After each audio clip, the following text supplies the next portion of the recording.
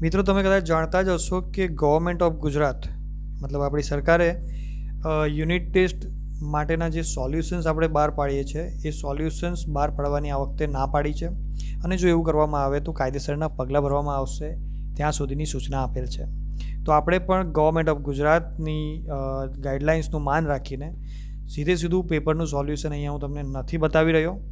તો એનું ધ્યાન રાખશો. હું તમને અહીંયા જે સોલ્યુશન બતાવી રહ્યો છું એ છે એક પ્રેક્ટિસ પેપર, જેને સોલ્વ કરીને તમે શીખી શકશો કે તમે તમારા આન્સર્સ મતલબ યુનિટ ટેસ્ટ 6ના જે આન્સર્સ છે એ કેવી રીતે આપી શકશો.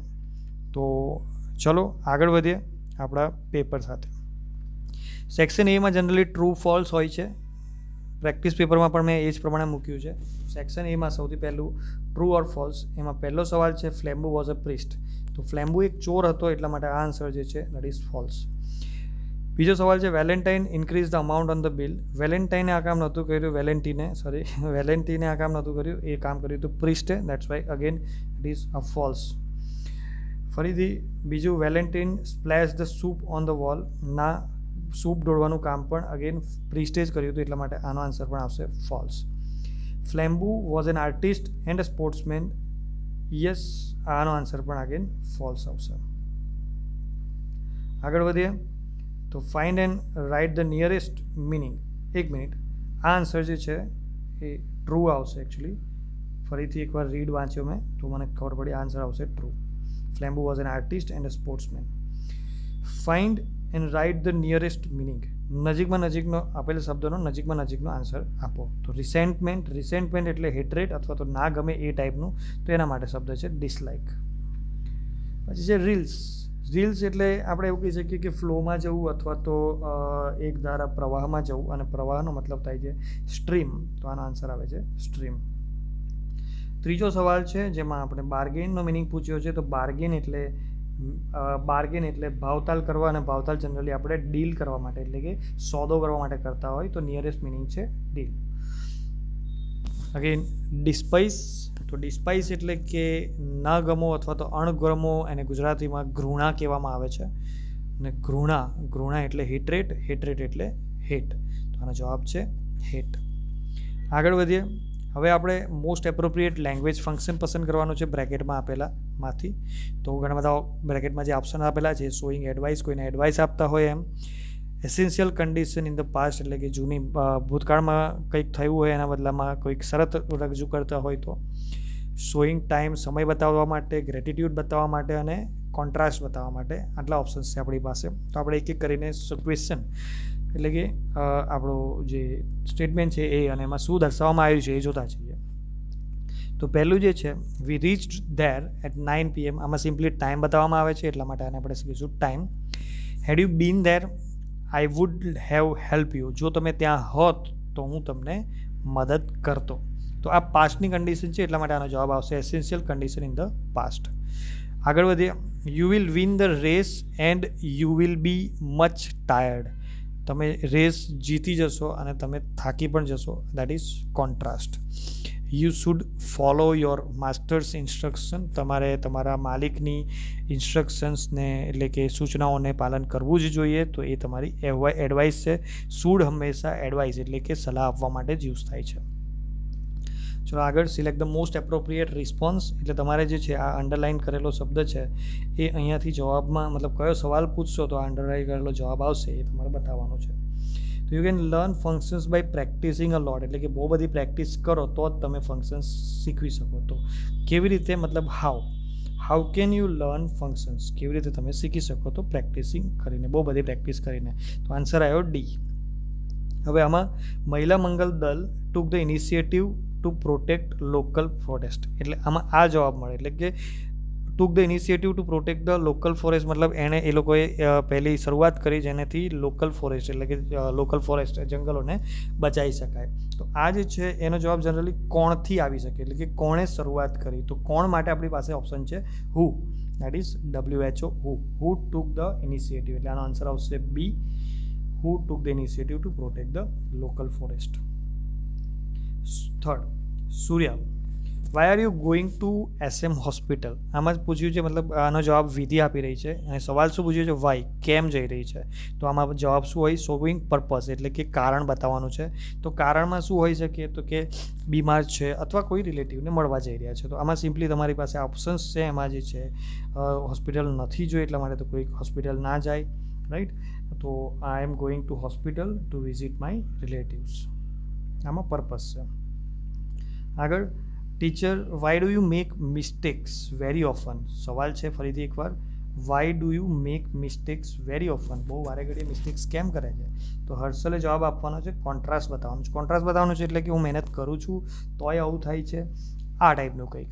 તો એમાં લખ્યું જ જ્યારે જુઓ ઓપ્શન નંબર C-માં, in spite of being conscious I make mistakes without intention. Okay, તો આનો આન્સર છે C. ઓકે, આગળ વધીએ.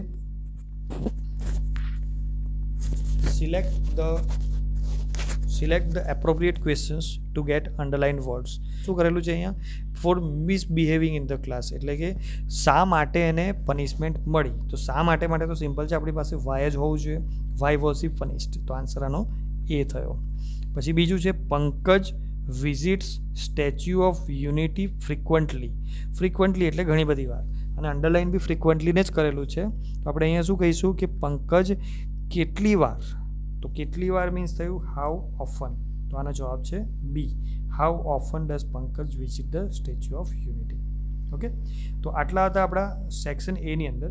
ચલો હવે સેક્શન B તરફ જઈએ. સેક્શન B, અહીંયા એક પેરેગ્રાફ આપેલો છે, થોડો ઝૂમ કરીએ આપણે. Well, went on Father Brown, as you wouldn't leave any tracks for the police. Of course, somebody had to. At every place we went to, I did something that people would talk about for the rest of the day. I didn't do much harm, a splashed wall, split apples, a broken window, but I saved the cross. It is at Westminster now. તો આ paragraph છે અને એના સવાલ છે, who talked about the rest of the day. તો અહીંયાથી આપણને જવાબ મળે છે, people would talk about the rest of the day. અને હુ ઇઝ ધ પ્રિસ્ટ, તો અહીંયા આપ્યું જ છે father brown is the priest. Okay, તો આના બે જવાબ થઈ ગયા, નીચે આન્સર લખેલા જ છે એ પ્રમાણે આન્સર તમે લખી શકો. પૂરા વાક્યમાં આન્સર આપવા જરૂરી હોય છે, તમને કહી દો એક્સ્ટ્રેક્ટ જ્યારે લખવાના હોય છે ત્યારે. આમાં પેરેગ્રાફ પરથી આન્સર્સ આપવાના છે. પેરેગ્રાફ 2 છે, Valentin, a famous Parisian detective comes to London on the trail of an equally notorious French thief. ચલો હું વાંચતો નથી, તમે તમારી રીતે વાંચજો. આપણે સવાલ જોઈએ અને એનો જવાબ ક્યાંથી મળે છે એ જોવાનું છે.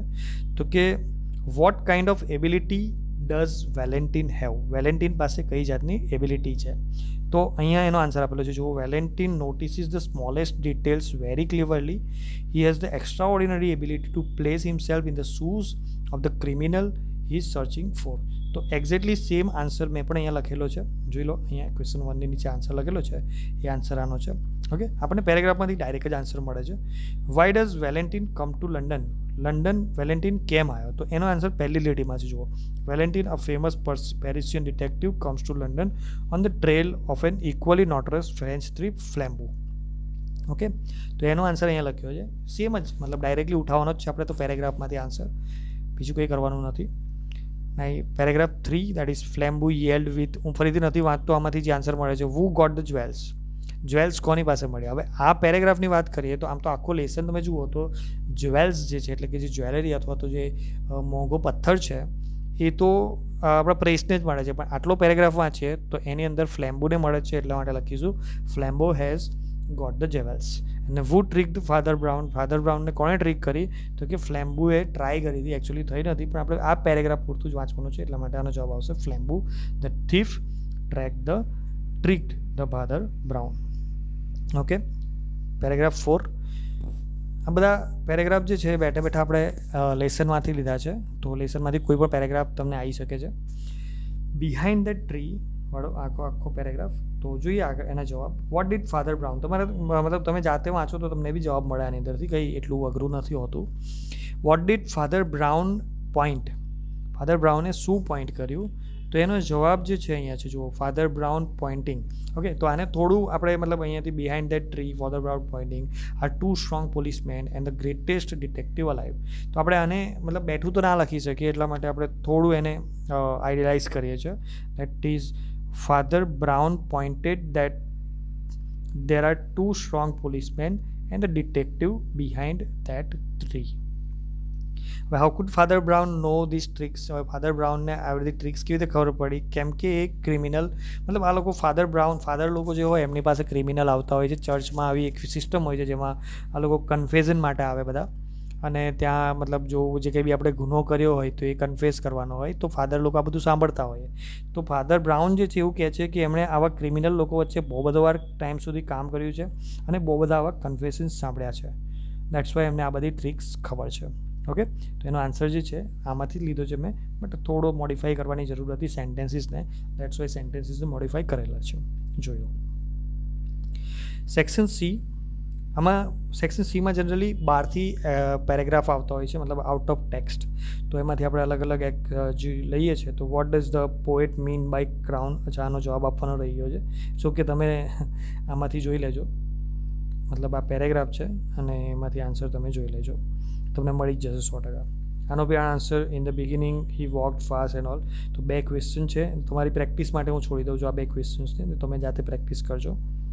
પેરેગ્રાફ 3માં પણ 2 ક્વેશ્ચન્સ આપેલા છે. What has happen to the boy? Why does the poet સે નો use to say O there? આ બધા ક્વેશ્ચન્સ જે છે એનો તમારે આન્સર આપવાના છે.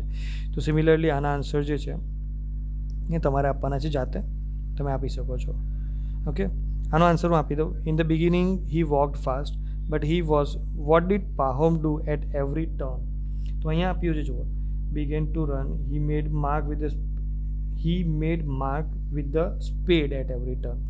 પાહોમ માર્કડ, એટલે આનો આન્સર શું આવશે? પાહોમ, હીની જગ્યાએ આપણે લખવાનું છે Pahom made mark with the spade at every turn. પછી બીજો સવાલ છે, વોટ ડીડ હી સે ટુ હિમસેલ્ફ? એણે પોતાની જાતને શું કીધું? તો એણે પોતાની જાતને એવું કીધું કે લેટ મી કવર સમ મોર લેન્ડ. લેટ મી કવર સમ મોર લેન્ડ, આવું એણે પોતાની જાતને 2 વાર કીધું અને પછી દોડે રાખ્યું. ઓકે, તો આનો આન્સર સિમ્પલ છે. હી સેડ ટુ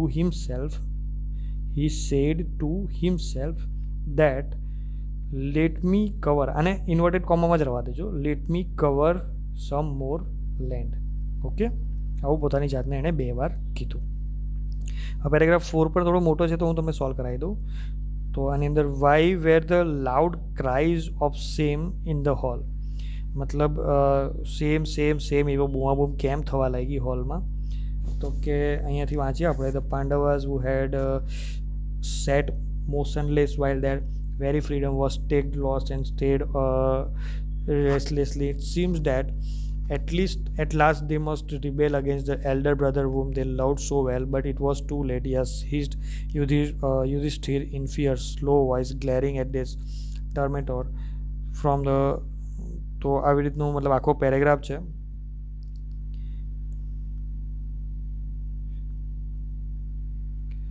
તો લાઉડ ક્રાઇઝ ઓફ સેમ કેમ હતો ત્યાં આગળ?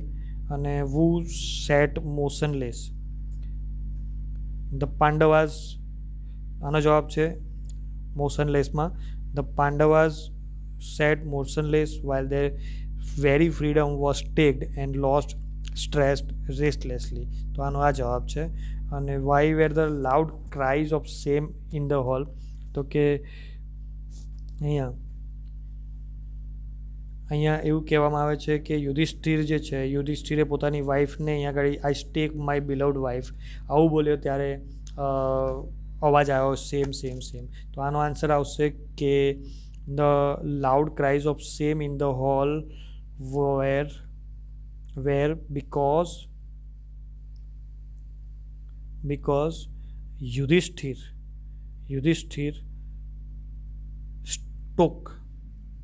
સ્ટેકનું થઈ જશે stake her beloved wife for the play અથવા તો ગેમ માટે. ઓકે, તો આનો આન્સર આ પ્રમાણે લખવાનો છે. Section D, do as directed. Who will solve this problem? This problem will be solve by womb. Okay, અને આન્સર્સ જે છે change the narration. Preeti said that Ishita was working. Questions તમે સમજી શકો છો. હવે બીજું આપણે જોઈએ ડુ એઝ ડાયરેક્ટેડમાં. Orpheus was very sad to hear this. હવે આને આપણે કન્વર્ટ કરવાનું છે ઓર્ફસ ઇઝથી. મતલબ અહીંયા આગળ આપેલું છે આપણને વોઝની જગ્યાએ આપણે ઇઝ કરવાનું છે. દેટ મીન્સ આપણે કાળ બદલવાનો છે. તો આન્સર જે છે એ આ પ્રમાણે આવશે. ઓર્ફસ ઇઝ, એ આન્સર લખેલો છે જુઓ. Orpheus is very sad to hear this. He takes the lyre and begin to sing the story of his love for Eurydice. His music is sad and yet sweet. It touches the heart of Pluto. એટલે દરેક વસ્તુ જે ભૂતકાળમાં હતી, was થઈ ગયું, it ટચડ થઈ ગયું, ટચીસ, ઓકે, એન્ડ સો આ બધા જેવા લાગતા વળગતા ચેન્જીસ આપણે કર્યા. હવે 2 ઈમેલ આપણે અહીં આગળ હું લખીને બતાવું છું, કદાચ એકાદ એમાંથી આવી જાય તમને. તો draft an email to municipal corporation municipal commissioner of Gandhinagar complaining regarding bad roads in your area. Road ખરાબ છે એની. તો આન્સર આપણે આ પ્રમાણે લખી શકીએ. અહીંયા તમારું નામ લખી શકો abc@gmail.com. મ્યુનિસિપલ કમિશનર@gmail.com. સબ્જેક્ટ લખીશું આપણે bad conditions of road. Respected sir, I would like to bring to your notice the bad condition of the roads in our area. And આ રીતનું લખાણ હોઈ શકે. આની અંદર નીચે આપેલું છે એ પ્રમાણે લખાણ, આટલું લખાણ હોઈ શકે. અહીંયા તમારે તમારું નામ લખી દેવાનું છે રિગાર્ડ્સમાં. ઓકે, અને બીજો એક ઈમેલ અહીંયા હું તમને એ બતાવું છું કે આ ઉપર પૂછાઈ શકે સપોઝ તમને. તો draft an email to your friend inviting him four birthday party. તો બર્થડે પાર્ટીનો ઈમેલ જે છે તમે આ પ્રમાણે લખી શકો છો. જો બતાવું છું, અહીંયા તમારું નામ લખી દેવાનું, મતલબ તમારા મિત્રનું નામ લખવાનું છે. અને આવી રીતે તમે અહીંયા યોર લવિંગ આ રીતનું રાઇટઅપ હોઈ શકે અને અહીંયા તમારું નામ રહેશે. ઓકે, તો હોપફુલી તમને હું હેલ્પ કરી શક્યો હોઈશ તમારા આન્સર્સની અંદર. તો અહીંયા આપણે જોયું કે આપણે બેઠા આન્સર્સ નથી લખ્યા. તમારા આન્સર્સ જે છે એ તમે તમારી જાતે જ લખવાના રહેશે. Thank you.